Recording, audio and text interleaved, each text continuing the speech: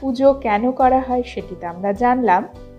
এখন আমরা জেনে নিই বিশ্বকর্মা পুজোর ব্রতকথা।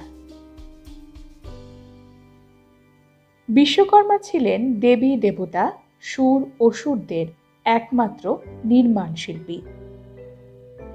হিন্দু ধর্ম বিশ্বাস অনুসারে বিশ্বকর্মা প্রজাপতি ব্রহ্মার সহায়তায় জগৎ সংসারের রূপরেখা নির্মাণ করেছিলেন।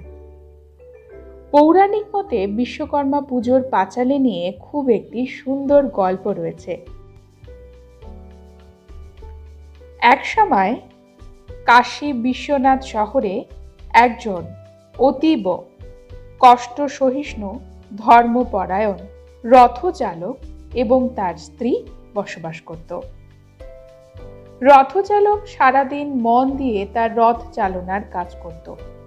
পেশায় একজন রথচালক হিসেবে